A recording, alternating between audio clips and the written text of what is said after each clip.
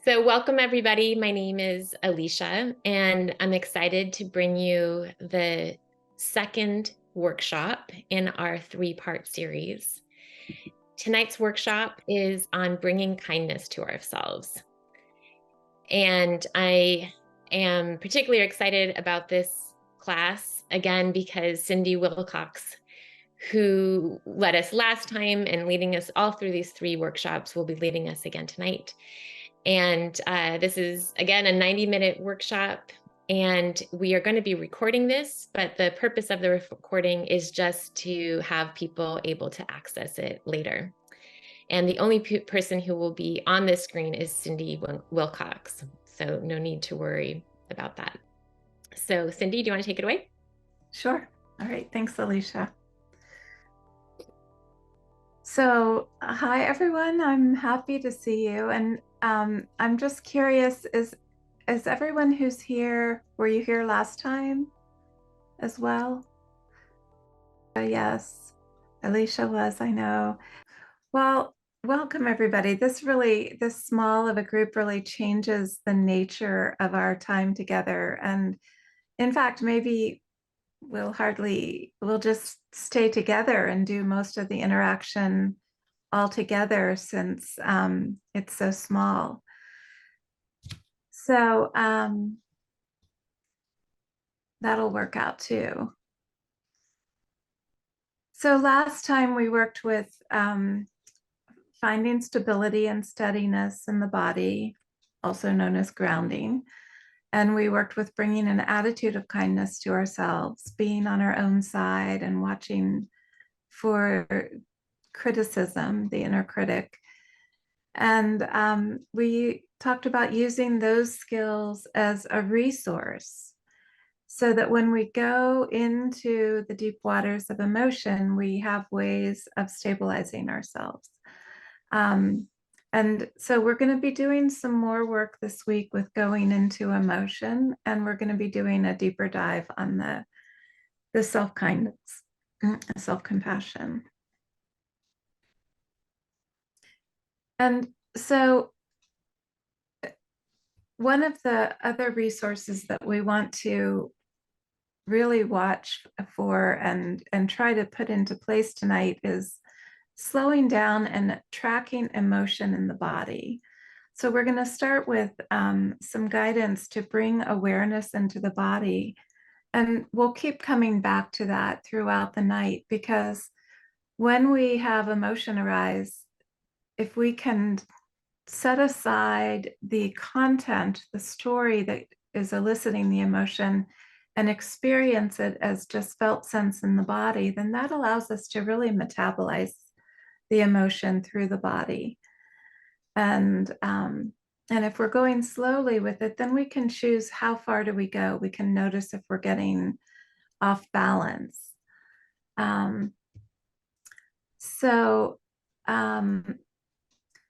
And finally, last week, we concluded with the poem about peace is this moment without judgment. That is all. This moment in the heart space where everything that is welcome. Peace is this moment without thinking that it should be some other way, that you should feel some other thing, that your life should unfold according to your plans. And that's where I want to begin today. So that's aspirational. It's not like we should be able to say, oh, okay, I see, I'll just turn the switch and I'll feel that way. I'll just say everything's fine. That would be really artificial, and it would actually be bypassing everything. But it is an aspiration to reach that level of deep acceptance of what is. And that's what we're cultivating. And it's where we want to go because there's less suffering there. And so I just want to talk a little bit about what allowing means, what it means to let life be as it is. And I'm going to start by saying what it does not mean. It does not mean that we have no emotions about it. We can feel angry, frustrated, sad, grieving, whatever is real for us. And that's what we're allowing. We're making space for that. And it's essential that we do let those emotions move through us. Because when we lock our emotions down, then they're hiding out in the body and ready to burst forth at any moment. And it actually takes a lot of energy to keep a lid on emotions that haven't been processed. All right. So, also allowing life to be as it is does not mean that we don't take proactive steps to improve the situation. We can make plans, we can participate in research trials, we can do whatever we can to improve how things unfold. Allowing life to be as it is simply means that we acknowledge what is true right now in this moment. So it might look like if we just check in with ourselves right now in this moment, I'm okay. Right this moment, I feel safe, or I feel whatever I feel. Um, and it might also be that at some point you say, you know, right now in this moment, I know the truth of my situation. For instance, I know I perhaps have this gene, and it's like that. I know this truth. And we don't have to project into the future, into all kinds of anticipation about what might happen. We can be right here in this moment and allow ourselves to just be with that knowing.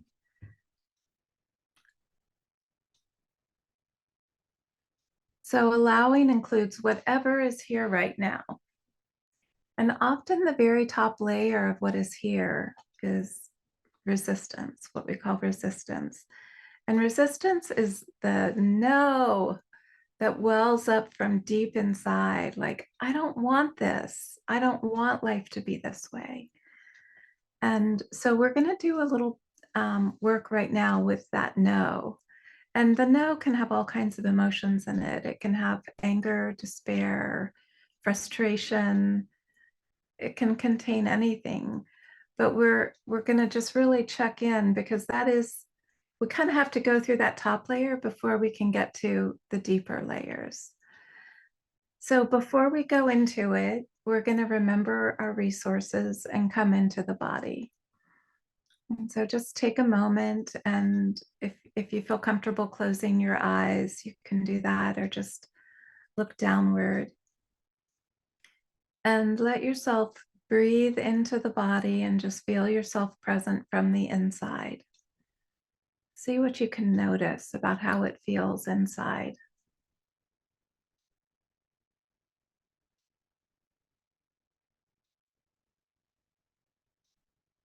And breathe all the way down to your foundation.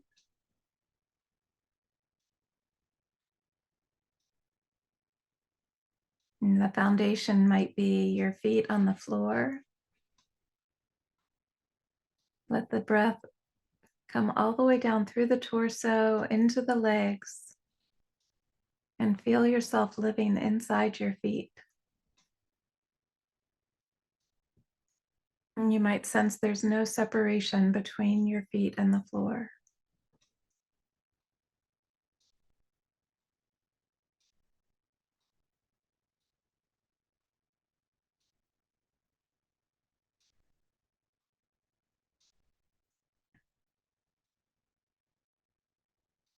And you can also breathe down through the torso all the way to your pelvic floor.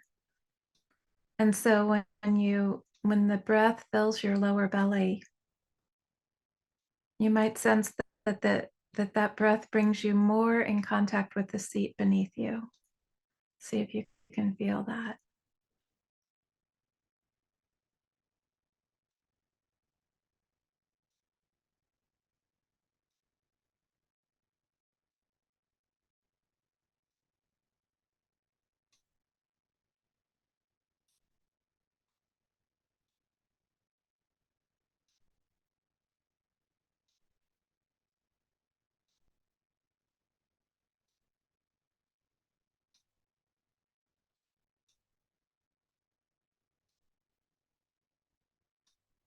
And notice if there's kind of a buzz of energy in your head or tension in your neck and shoulders.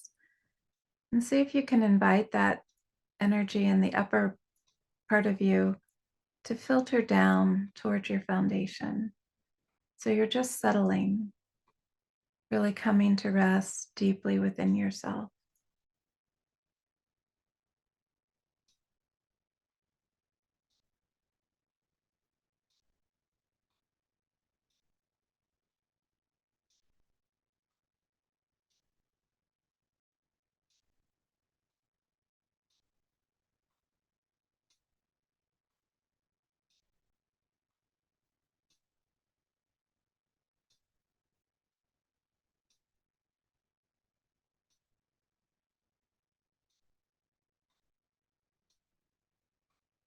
And just noticing again, what is it like inside? Has anything changed as you've been breathing into your body? Has there been any shift in your energy or in the sensations you're noticing? And can you keep your attention in the body on sensation and just keep coming back to that?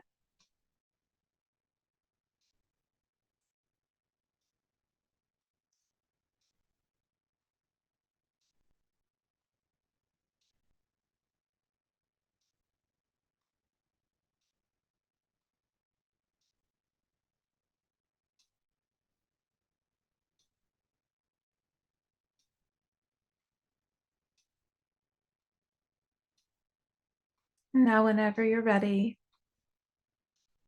we're going to go on to work with the no. And so bring to mind some place inside where that no lives in you, some place where you feel like, you've got some energy around just feeling like, I don't want it. I don't want this. And so this might be, related to the diagnosis or the anticipation, or it might be related to caregiving, but it could be about anything. If you have something else that you'd want to work with, that you just feel you just don't want to accept it as it is. And then touch into that situation and think about it a little bit and feel your response to it. And I'm just going to give you a minute to do that. And notice what it's like in the body. See if you can notice the feelings, the sensations of emotion in the body.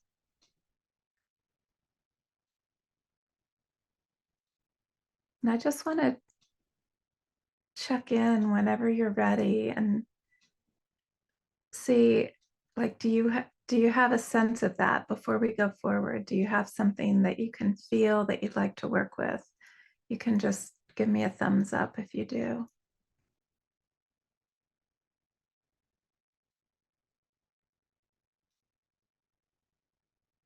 So, does that feel hard to access those feelings right now? To pull something up and access it? Maybe we can talk about that for a minute if it's not happening.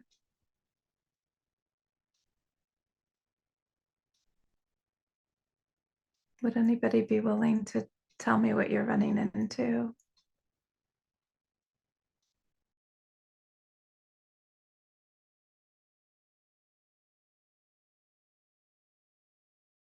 All right, so I'm going to invite all of us to come back into the feeling again. You might need to just think about your content for a minute. And then when you can sense it in the body, really focus your attention in on that sensation. And just like notice exactly what it feels like. Is it tight? Does it have color or texture? Where is it located? Really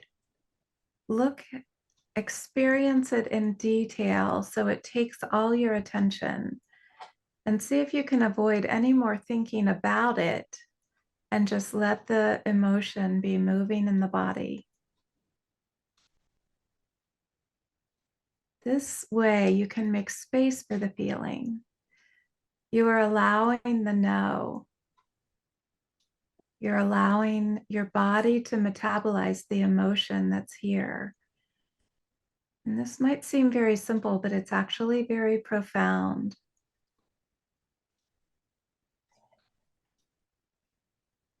Just pay attention to how it moves in the body. Things might change.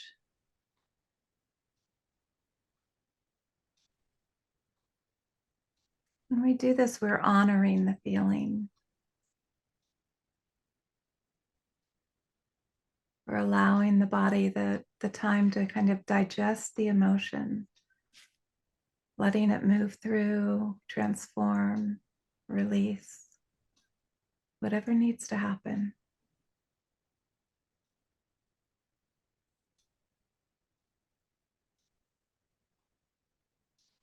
Sometimes things that are felt in the center of the body, as they begin to metabolize, they move they move out, like from the chest down the arms, or from the lower belly down the legs, or simply into the space around you. Just see if you notice that, anything like that.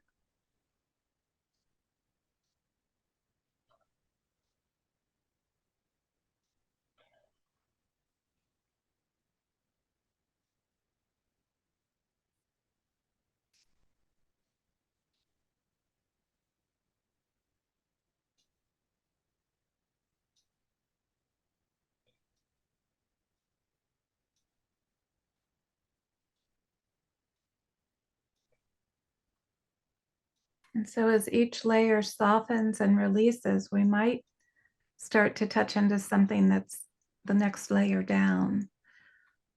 But we can just do this layer for right now.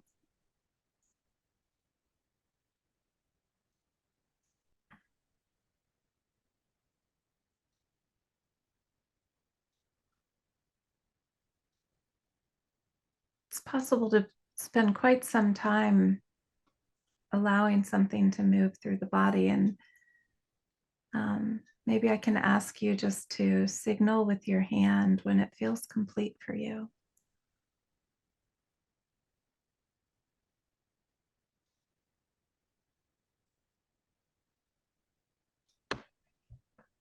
Don't have any sense of rushing, though.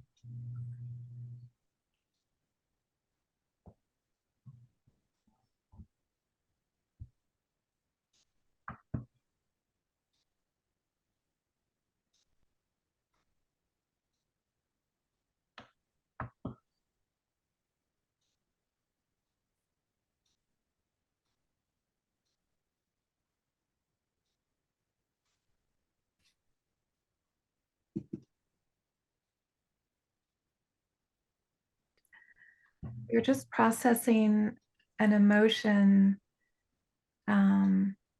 something where we have a big no, like, no, I don't want it to be this way. And letting that move through the body.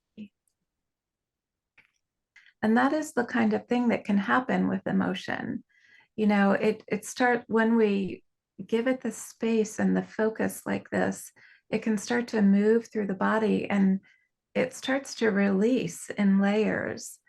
And then there's just a little less that we're holding in the body. When it releases in that way, it's gone. Now there's more layers of it. You know, that's not the whole deal. We have to do this whenever emotion arises.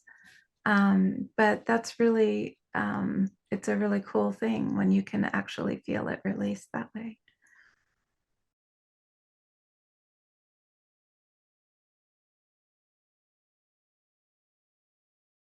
Yeah, and that's really wise to not try to do it all the time, and to, especially when you're in the midst of life and needing to function, to set it aside. But then again and again, we just have to be with these emotions. And so this method that we're trying here of taking a little bit of emotion and really letting it process through the body in that way is a method of hopefully actually releasing it a little bit at a time, and something you can do on your own. All right, so I'm aware that we're spending a lot of time in conversation, and I think this whole part of the video will just have to mostly be cut out unless somebody can find some snippets of just me talking that they can include. But I am inclined to keep going like this because it feels really rich. Is that okay with you, Alicia? Yeah, okay. So I want to suggest a perspective about this disease. And I just want to say, I'm very interested to hear your feedback about that, about this perspective, and feel free to tell me if you think I'm being just a raging optimist or whatever you feel about it. Certainly don't want to minimize in any way the seriousness of this. But in our culture, we highly value the thinking mind and memory and intelligence. And it's perceived as our greatest human asset and a major part of our value as a human. And I just want to suggest that there's another asset that is even more important, and that is our heart. And research recently is showing that the heart actually has a mind of its own. And I could say a lot about that, but there's actually too much to say about it. That here in this body, heart and brain sync in a way that produces coherence. And there's something really beautiful that happens that taps into the essence of who we are, our capacity for loving, which is actually more fundamental than our thinking mind. And for all of us, whether or not we have this gene or any other disability or sickness, cultivating that capacity of a loving heart is the most transformative, powerful thing that we can do. Cultivating the capacity to allow ourselves and others to be as we are, to accept and love ourselves and others as we are, to feel compassion for our own suffering and for that of others. And importantly, the capacity to feel joy. These are the qualities of the heart that are most fundamental to who we are as humans, and they help us to live in balance and to stay steady in the face of difficulty. In the Buddhist tradition, these qualities are called the Brahma Viharas, or the divine abidings. There's a myth, a story. The heart has 4 faces, and each sees the world in a different way and speaks with a different purpose. And yet each aspect belongs to the same heart. They're inseparable, like the 4 directions of a compass. So these 4 directions are known as loving kindness, compassion, appreciative joy, and equanimity. We all have the potential to abide, to live from a place of loving kindness, compassion, appreciative joy, and equanimity. And when we know how to do this, these capacities become more valuable than any riches or achievements or capabilities that we have. And so there are practices for cultivating these, and they don't depend on ideal life circumstances. Rather, we can learn to recognize and awaken and develop these qualities so they become the natural dwelling place of the heart. And when when we're at ease, when we're having a lovely day with the family, or things are really going well, it's easy to touch into these qualities. And it's when things are difficult that it gets more challenging. But if we have been practicing and cultivating these states, then they're available to us even in the face of adversity. These capacities are said to be of the heart because they're deeper and more stable than thoughts. Because they appear easily when we're at ease, they can feel like a natural working of our inner life. And so this is where I want to do an exercise, and I think I do want to go ahead and do this in pairs. So we have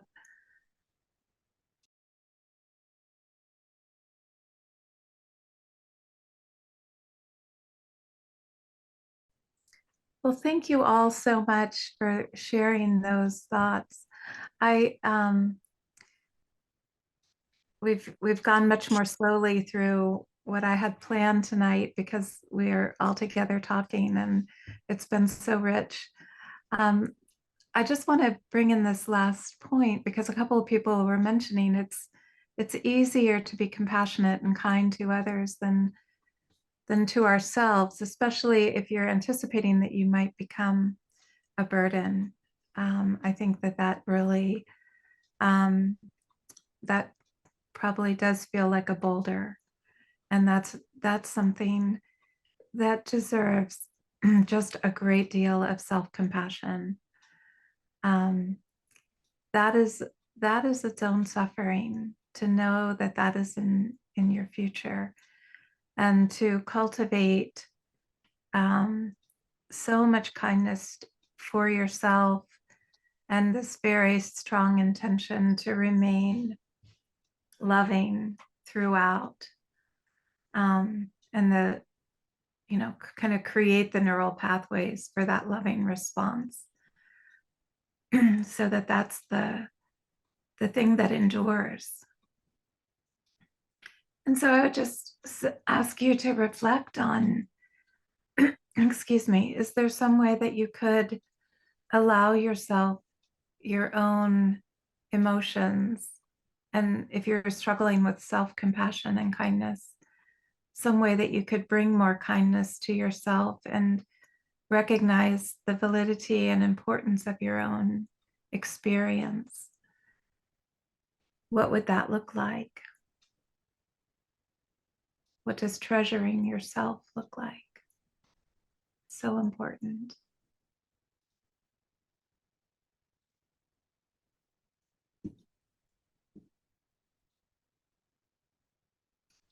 I think I'm going to just read a short poem to close. And this is one of my favorite poems by Rumi. Out beyond ideas of wrongdoing and right doing, there is a field. I'll meet you there. When the soul lies down in that grass, the world is too full to talk about. Ideas, language, even the phrase each other doesn't make any sense.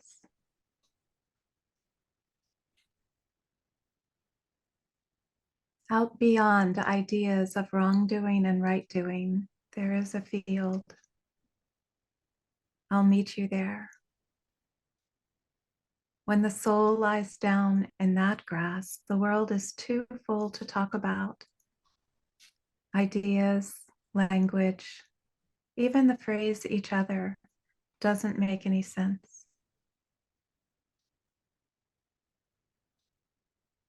So we can notice the ways that we make ourselves wrong, most especially in the ways we make others wrong or make life wrong, and sense into that possibility of laying down in that field,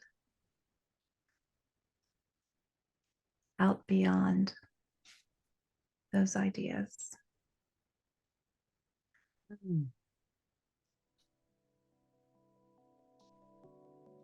Thank you all so much for sharing in this conversation. It's been really lovely to be with you and be more part of the conversation this time. I really enjoy that. So next time we'll be talking about cultivating joy and really appreciating the moments of this life. Hopefully without the pressure feeling that goes with that. Yeah. Or that will be part of the conversation. I just wanted to add that this is such a beautiful space that you've created, Cindy, and everybody for showing up and sharing your thoughts. It's such a special place, and I feel so nourished by us being here together as a community. So thank you.